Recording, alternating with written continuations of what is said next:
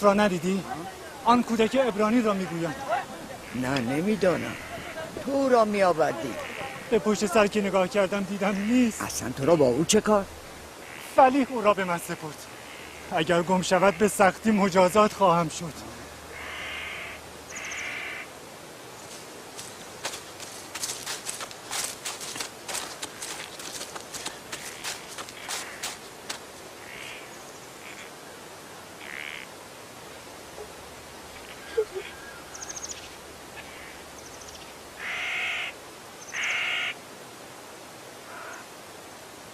فرار میکنی؟ دست من فرار میکنی؟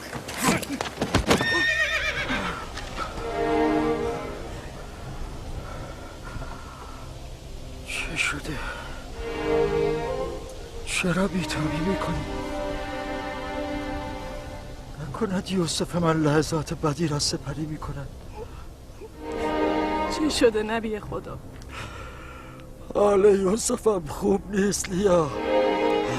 حال یوسفم خوب نیست.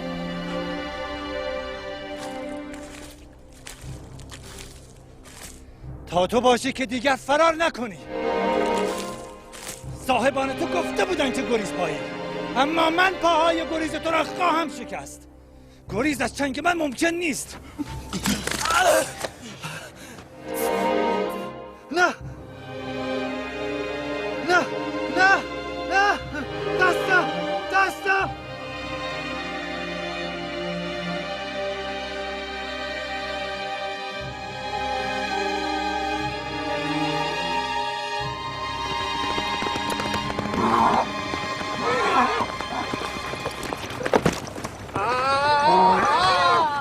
چه شده مرد؟ آرام باش ببینم. نمیدانم چه شد. به یک بار دستم درد گرفت. بی علت که چنین دردی عارض نمی شود. یا بار سنگینی بلند کرده ای یا به جای خورده یا مار گزیده. پشت سر قافله که می آمدم دیدم که آن غلام عبرانی نیست. دانستم که گریخته. پس از جستجو دیدم که پشت آن قبر پنهان شده. به قصد دنبی او را زدم که دیدم به یک بار دستم از کار افتاد. تا او را زدی دستت از کار افتاد؟ این کودک بیچاره طاقت سیلی تو را دارد؟ فکر نکردی خدای او از تو انتقام میگیرد؟ مردک، ما او را برای فروش میبریم. ناقص او که به کار ما نمیآید. چرا گریختی؟ نگریختم. مزار مادرم است. خواستم با او ودا کنم.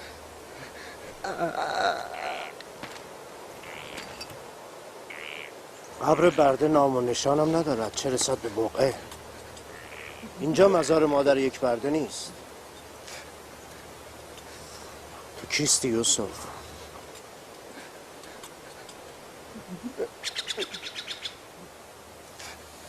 سیلی او شدید بود.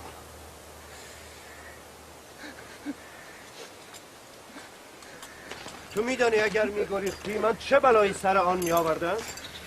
او آدم بدی نیست. تنها از ترس مجازات من تو را تنبیه کرد.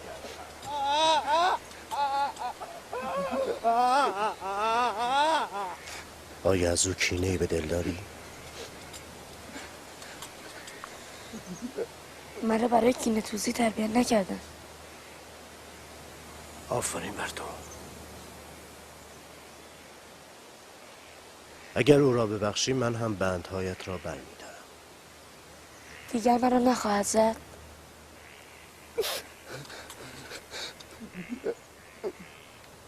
به خدای ابراهیم سوگند که از این پس به هیچ کس چنین اجازه‌ای نخواهم داد. تو یکتا پرستی؟ من مالک ابن زهر ابن عنقا ابن اسماعیل ابن ابراهیم هستم، از نوادگان اسماعیل ذبیح الله. تو فرزند که هستی؟ منم فرزند که؟ من فرزند چاه هستم. پس نمیخوای نام پدرت را بگویی؟ گفتم که فرزند چاه. من دیروز در همان چاهی که دیدید متولد شدم، هنگامی که پیک حق بر من ظاهر شد. من از سخنان تو سر در نمیآورم. اگر نمیخوای خود را معرفی کنی مانعی نیست، فقط او را ببخش.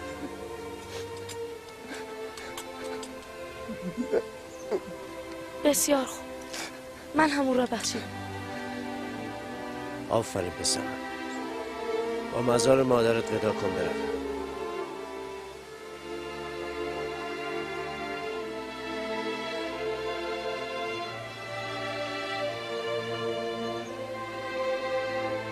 حرکت میکنیم. آماده شوید.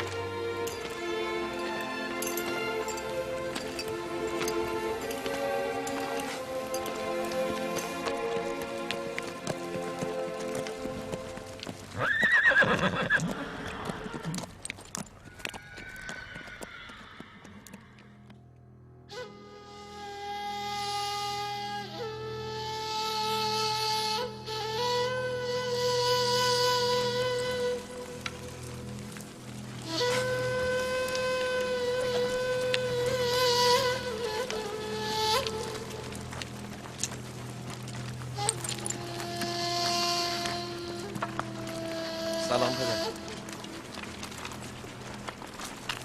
سلام پدر. یوسف را پیدا کردید؟ مگر گم شده بود؟ شماها چرا زخمی شده اید؟ از این پس در بنی اسرائیل نه از خیر و برکت اثری هست و نه از مهر و محبت خبری. هنوز چیزی نگذشته گرگ‌های جان یوسف به جان یکدیگر افتادند.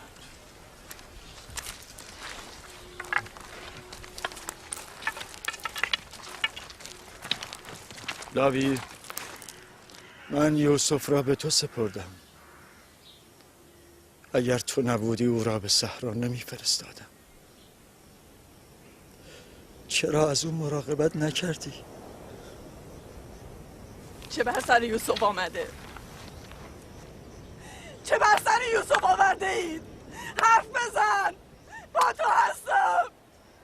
نفرین خداوند بر شما! یوسف کجاست؟ حرف بزن! یوسف را چه کردی؟ بس کن لیا! یوسف را چه کردی؟ بس کن!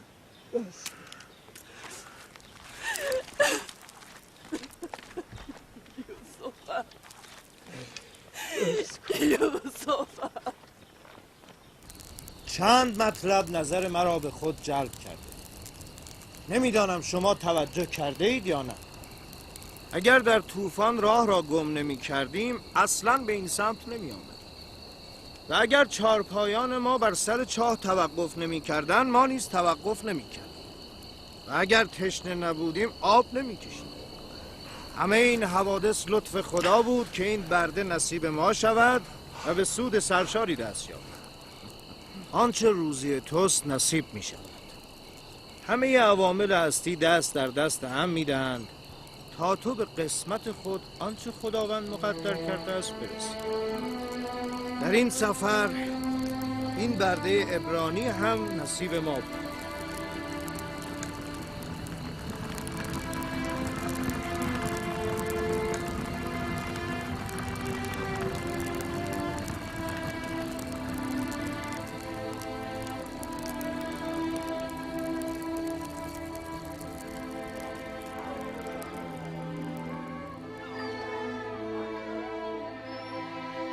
نجاتم بده ای ایشتار موزی، نجاتم بده. این درد مرا میکشد. نجاتم بده، این درد مرا میکشد.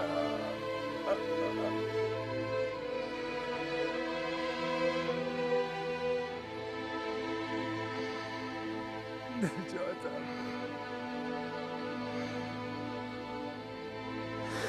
این درد مرا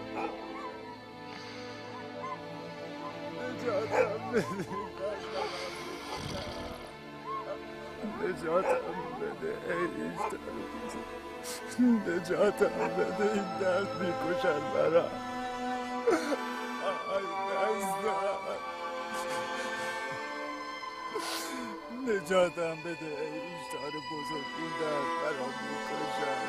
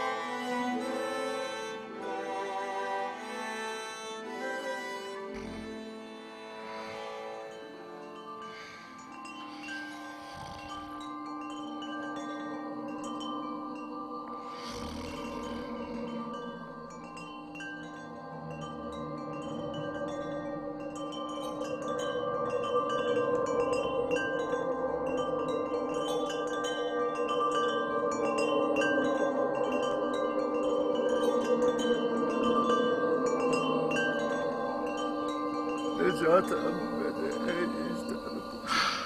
نجاتم بده این درد میکشن برم. آی دستم این درد برام میکشن. نجاتم بده این شهر بزرگ.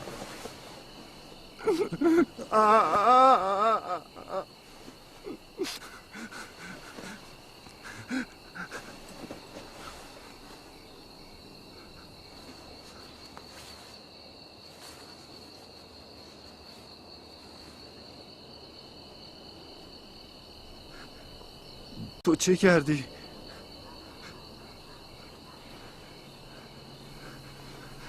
دستهای تو شفا بخشند. من کاری نکردم.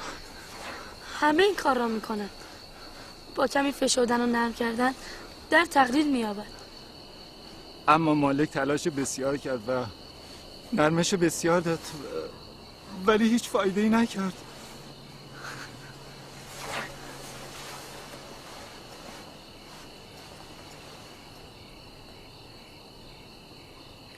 به آسمان نگاه میکردی. تو ستاره پرستی؟ ستاره‌ای که به هنگام روز خاموش میشود قابل پرستش است. با این حساب ماه و خورشید را هم نمیپرستی، چون ماه در روز و خورشید در شب ناپدید میشن. خدای من خالق همه ایناست. خدای ازلی و ابدی، یک تا و بی همتا.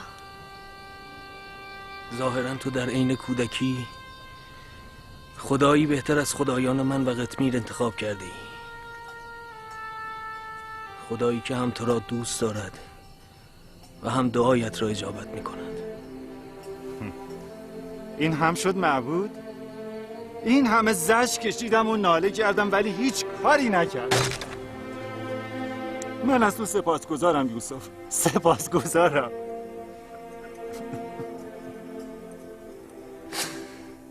در این چند ساعت از درد بازو چرم به لب رسیده بود. من از تو به خاطر آن سیلی باز هم پوزش میخواهم. پوزش میخواهم یوسف. سیلی خوبی بود. اگر آن سیلی مقدمه هدایت شما گردد، من از آن سیلی راضیم. من از اهالی همین منطقه و برادر راه هستم. همیشه راهنمای کاروانیان بودم، اما این بار گویا شما راهنمای ما شدید. هدایت به دست اوست. هر که را بخواهد هدایت میکند و هر که را بخواهد در تاریکی و ضلالت باقی میگذارد.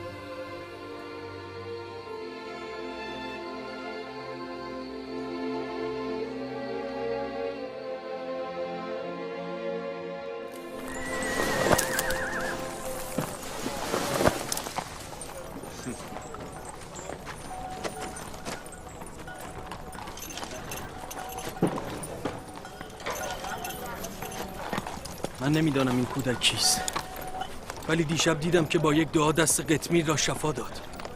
او رابطه خوبی با خدای آسمانی خود دارد. شاید از اولیاست. لازم نیست که برای شفای دست قطمیر رو از اولیای خدا باشد. دیروز گفتم که اگر یوسف او را ببخشد شفا خواهد. خواب را چه میگویی؟ من او را دیدم که به هر کجا عبور میکرد سرسبز میشد. خواب که ملاک نیست. تو خدای یکتا را نمیشناسی. به هر کس ظلم کنی مجازاتت میکنه، یا در این دنیا یا در جهان باقی. اگر مظلوم از تو بگذرد خدا نیز از تو میگذرد.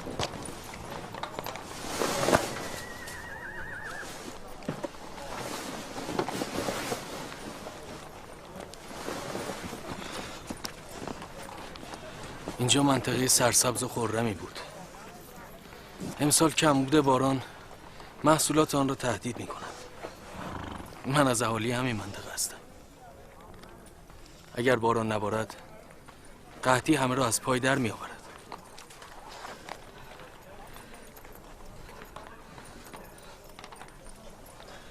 خداوند نسبت به بندگان خود رئوف و مهربان است. جناب مالک، حال یکی از کاروانیان خوب نیست. با من بیایید.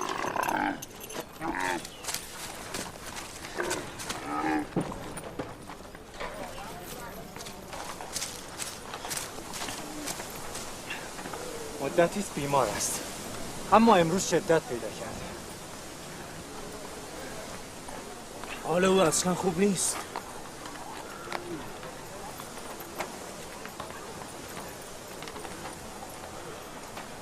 نفسهایش به شمارش افتاده.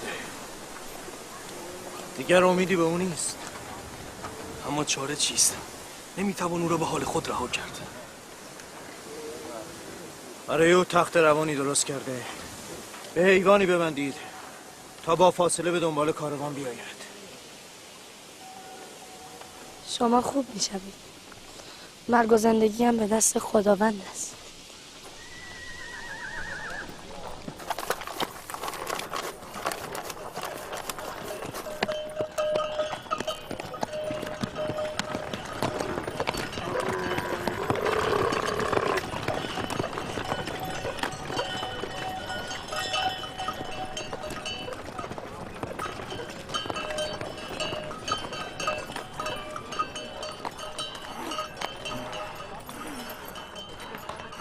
پسر جان برو، دیگر به من امیدی نیست. به زودی خواهم مرد. من در کنار شما هستم. شما خوب میشوید. مرگ و زندگی هم به دست خداوند است. ناامید نباشید.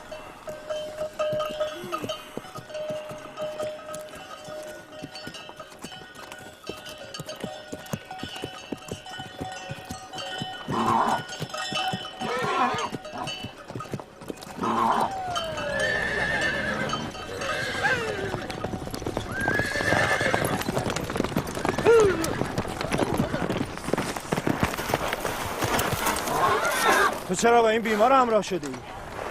هرچه به او گفتم گوش نکرد. من نمیتوانم او را تنها بگذارم. اجازه دهید با او باشم. بیماری او شدید است. کاری از دست تو ساخته نیست. خداوند یاری کنندگان را دوست دارد. نگران من نباشید. مراقب او باش.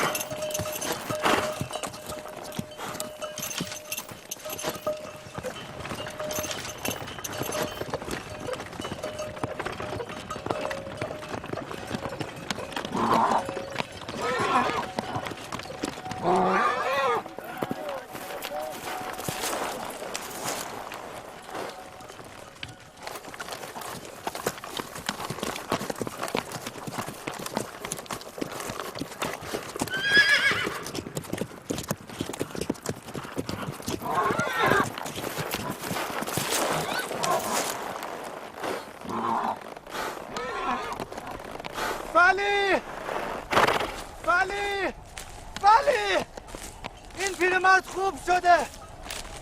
میبینی؟ او از مرگ نجات پیدا کرده. تو خوب شده ای؟ میبینی که خوبم. تو او را خوب کردی. من؟ همان گونه که دست قطمیر را شفا دادی. خداوند شفا میدهد. من فقط دعا کردم. جناب مالک بیایید ببینید بیمار شفا یافته. بیایید ببینید.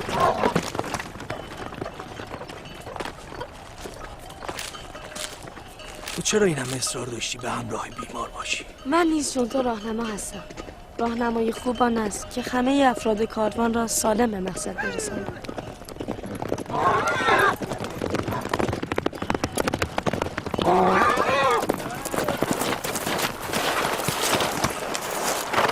چه اتفاقی افتاده؟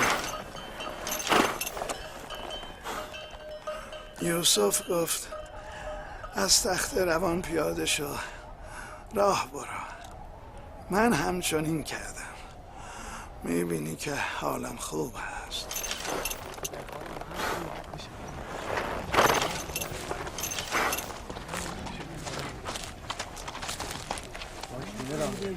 تو بهبود یافته ای؟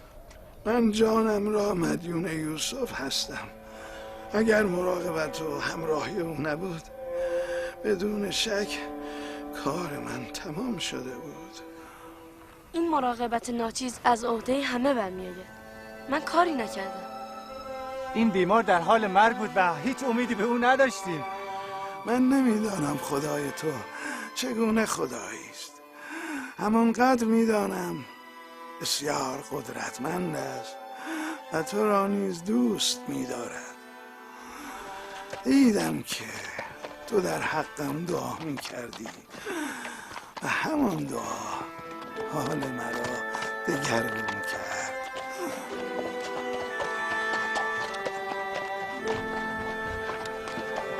حرکت میکنی؟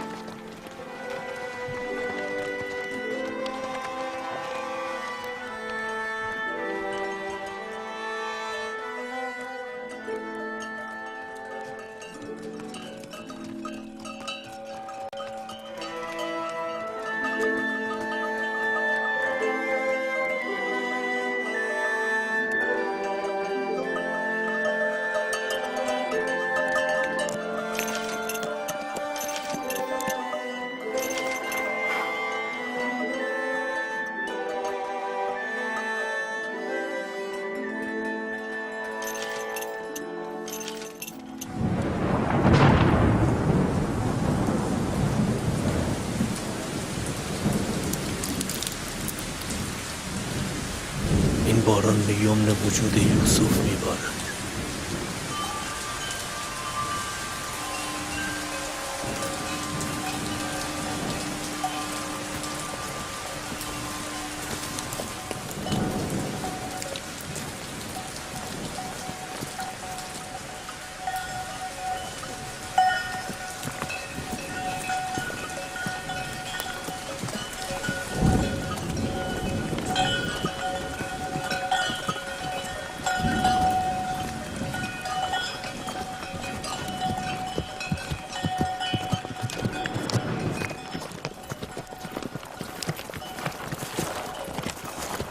آنجا مرز کشور مصر است. امروزی راه بیش نیست. به زودی به نگهبانان مرزی میرسیم.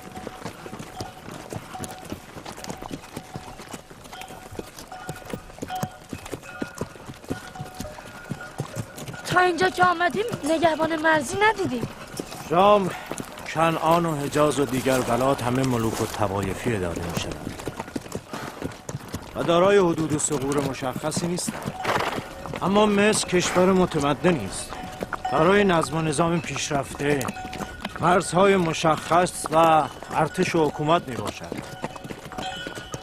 فراعنه مصر قدرتمندترین حاکمان جهان.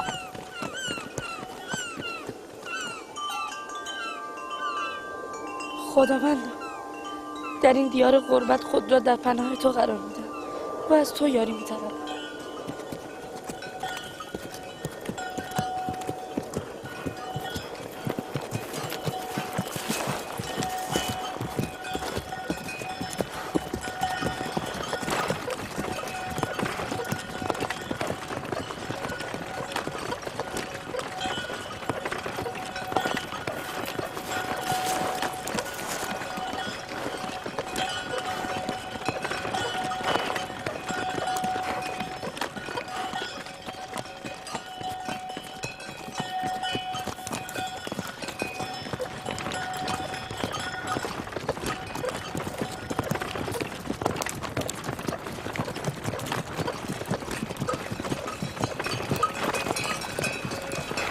این هم مرز مصر.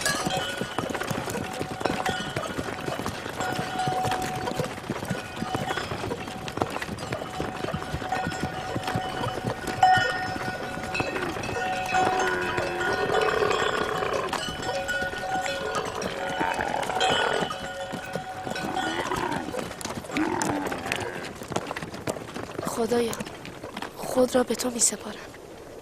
در این سرزمین عجایب من جز تو کسی را ندارم.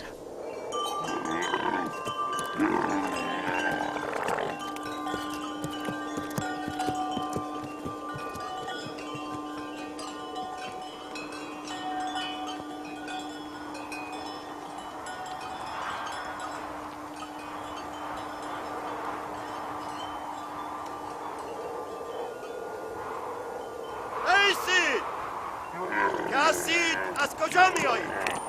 مالک ابن زهر هستم از بابل.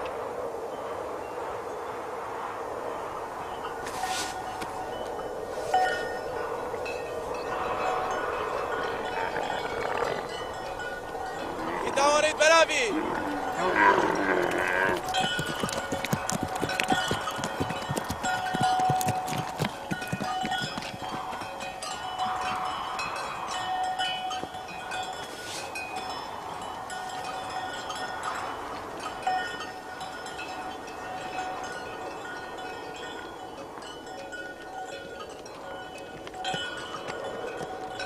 آنها شما را می شناختن؟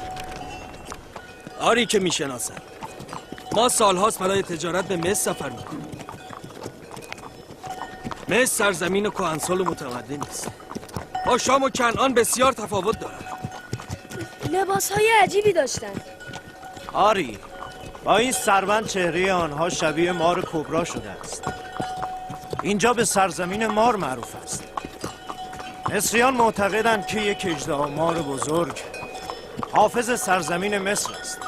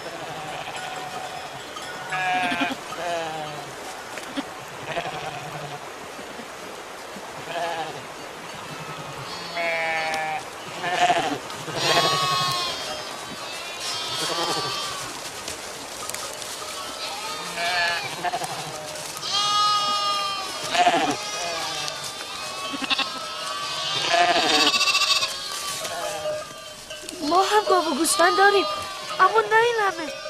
اینها خیلی ثروتمند هستند. همه این احشام و مزارع سرسبز یا متعلق به خدای آمون و معابد مصر هستند یا متعلق به فرمانروای مصر آمون‌هوتپ. همه مردم مصر برای اینها کار میکنند. از خود چیزی ندارند. یعنی خدای مصر گاو و گوسفند داره؟ همه چیز از آن خداست. چه اشکالی دارد؟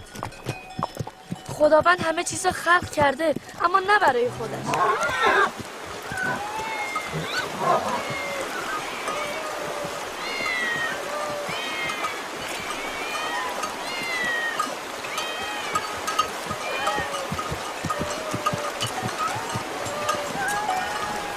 این همه گربه اینجا چه میکنن؟ خدای مردم این شهر گربه است. اینجا معبد شهر میباشد. شهر بسته. مردم اینجا گربه را خیلی دوست دارن.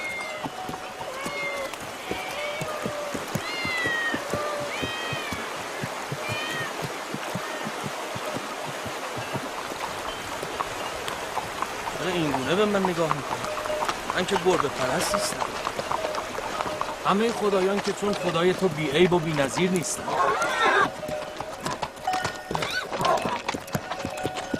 جناب مالک، خدای مردم این شهر گربه است. غذا هم میخورد. خیلی هم تعجب نکن. خدایان این سرزمین احشام، مراتب و زن و فرزند هم دارند.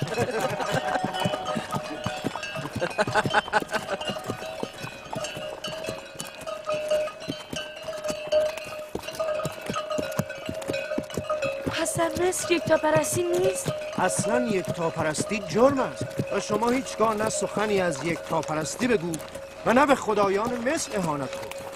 مردم تحمل نخواهند کرد.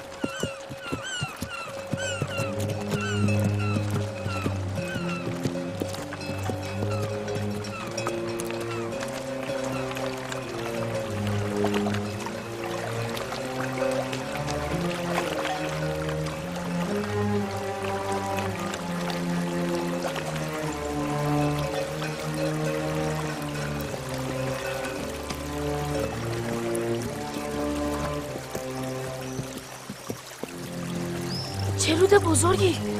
نیل همین است؟ این بچه نیل است، یکی از شاخه‌های نیل. نیل خیلی بزرگتر و باشکوه‌تر از من.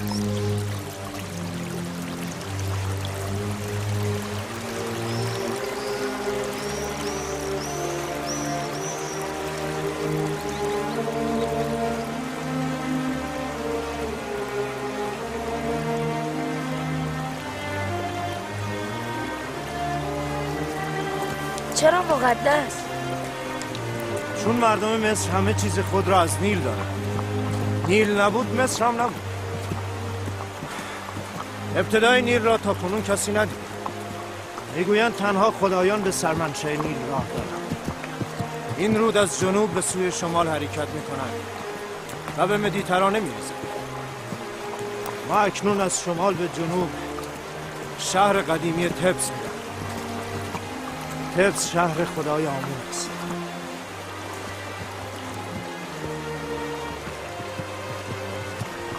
آن سوی نیل دنیای غرب است، دنیای مردگان. آن هرم‌های بزرگ مقبره فراعنه مصر است. اینجا را منفیس گوید، جایی که نیل به شاخه‌های گوناگون تقسیم می‌شود.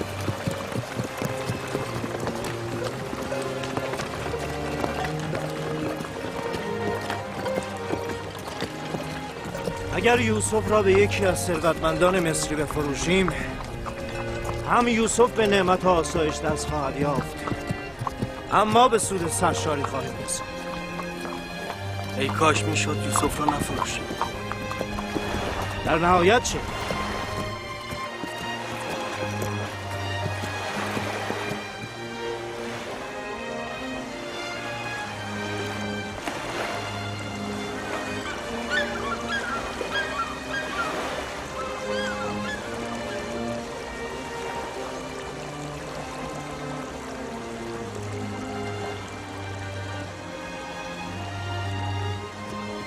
ما سوی جنوب می رویم و در سمت راست ما باز هم دنیای مردگان غرب واقع شد.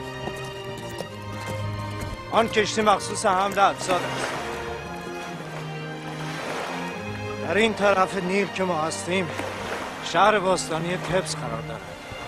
شهر تبس شهر خدایان مصری است و مقر حکومت آمنحتب فرمانروای مصری هم در این شهر است. شهر تبس را شهر خدای آمون هم می‌خوانند. نگاه کن، از دور تبس پیداست. این هم تبس، شهر 100 دروازه. 100 دروازه؟ 10 دروازه بیشتر ندارد. اما مسافرانی که تبس را می‌بینند در بازگشت به بلاد خود از آن به عنوان یک شهر 100 دروازه یاد می‌کنند.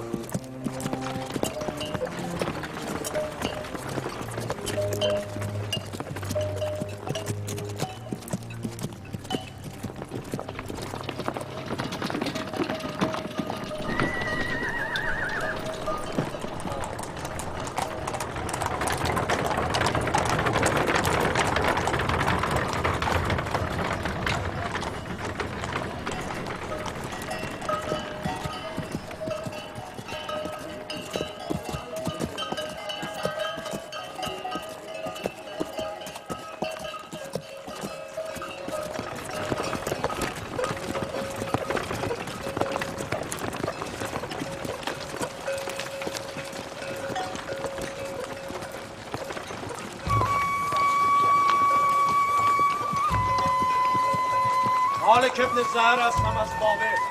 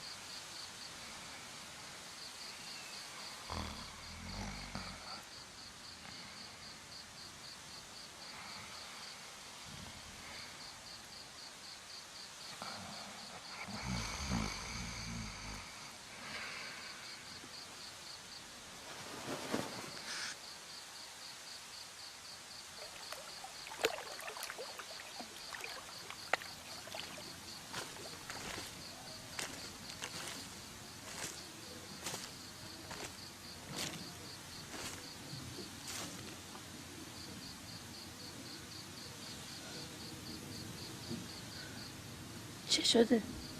چرا نمیخوابی؟ نگرانم که فرار کنی.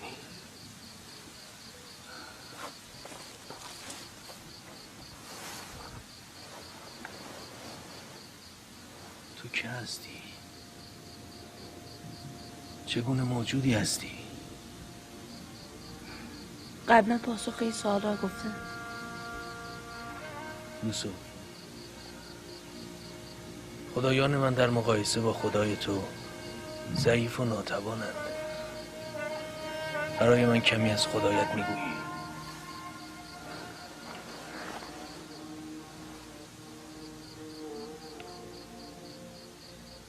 خدای تو حاضر و ناظر است و همه جا در دسترس. من دیدم که به سهولت با او ارتباط برقرار میکنه. او هم ندای تو را میشنود و دعایت را اجابت میکند. من یقین دارم که تو با دیگر انسان ها متفاوتی. قدرتی در تو هست که تو را بر هر کاری توانا میکند. بر هر کاری که خدایم راضی باشه. این خدای تو کیست که همه جا یاور و پشتیبان توست؟ تو به خوبی را وصف کردی. میخواهم به او ایمان بیاورم. تو به او ایمان داری. نیازی به ایمان مجدد نیست. ایمان دارم.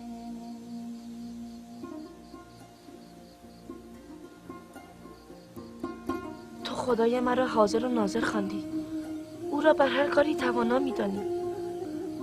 او از نظر تو شنونده هر ندا و پاسخگوی هر دعاست. تو خدایان خود را ضعیف و ناتوان خطاب کردی و این عین ایمان است. یعنی من اکنون چون تو یکتا پرستم؟ تو از شبی که دست قطمی شفا یافت یکتا پرست شده ای. من از سوالهای آن شب تو فهمیدم. تو کیستی؟ چرا حرف نمیزنی؟ به ظاهر برده اما در باطن بر همه ما آقا و سروری. تو را به خدای یگانه بگو. تو سوگند نده که اجازه گفتن ندارم. همانقدر بگویم که همه این حوادث به اراده خداوند است و همون یوسف را برای هدفی مقدس به مصر آورده است. کدام هدف؟ لااقل هدفت رو بگو. نمیدانم. در آینده روشن می شود. من نخواهم گذاشت که مالک تو را بفروشد. مانع خواهم شد. خداوند بر همه چیز آگاه است. اگر او مرا بر نمیپسندد من نیز راضیم.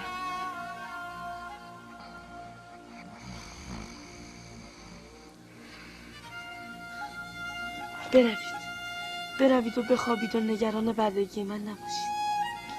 هنوز هم نمیخوایی نام پدرت را بگویی؟ گفتم که فرزند چاه. همان چایی که تو را از آن بیرون آوردم. باشد، نگو. در نهایت که خواهم دانست.